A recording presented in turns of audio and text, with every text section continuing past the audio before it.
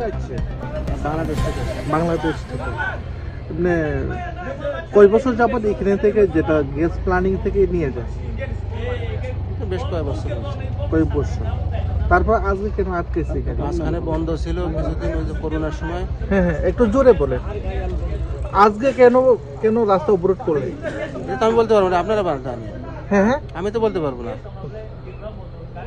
কেন আটকাইছেন, আপনারা জানেন, আমি তো বলতে পারবো না না। না, আপনি যেটা আইএসআর কি দেখছেন? দেখছি তো ওই যে রাস্তা বাস দিয়ে কিছু লোক অবরোধ করে রাখছে। স্লোগান দিয়েছে যেটা বাংলাদেশ থেকে যেটা বুলেট এসেছে, তারপর ফিরে যাওয়ার জন্য। হ্যাঁ, বাংলাদেশ গো ব্যাক বলতেছে। হ্যাঁ হ্যাঁ, এই বিষয়টা নিয়ে বলবেন কেন স্লোগান দিয়েছে?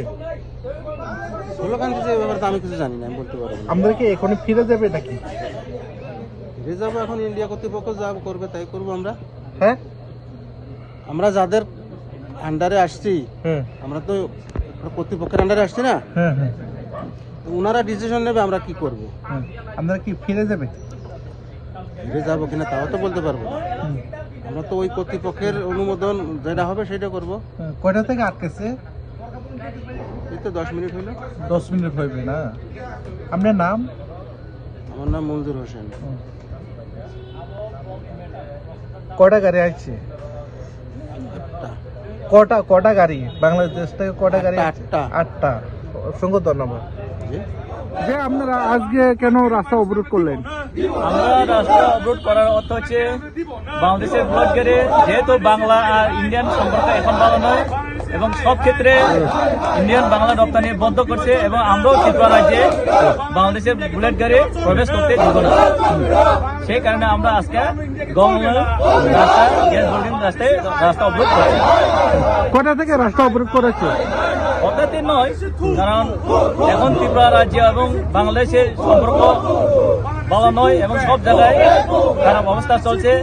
তাই সেই মুহূর্তে আমরাও এই গ্যাস হোল্ডিংতে বাংলাদেশের বুলেট গাড়ি প্রবেশ করতে দিব না, এই সিদ্ধান্ত নিয়েছি আমরা এখানে লোকাল হিসাবে। বাংলাদেশ থেকে কটা গাড়ি আসছে? এখন অব্দি তো দেখলাম 8টা, তারপরে আর কয়টা আছে তারা জানে। এটা কি প্রতিদিন প্রতিদিন নাকি? যেহেতু বাংলাদেশের লগে ত্রিপুরা কোনো সম্পর্ক এখন ভালো নয়, তাই আমরাও যতটুকু সম্পর্ক খারাপ থাকে ততদিন আমরাও প্রবেশ করতে দিব না। আজকে কি যেটা বুলেট গাড়ি যেতে আসছে তারপর ওনাকে কি ফিরে দিবে নাকি? ফিরে যাব না যাব এটা তো তার ব্যাপার। আর আমরা আমরা ত্রিপুরা রাজ্যে বাংলাদেশের বুলেট গাড়ি এখানে গ্যাস বিল্ডিং কোম্পানিতে প্রবেশ করতে দিব না, এটা হচ্ছে আমাদের সিদ্ধান্ত।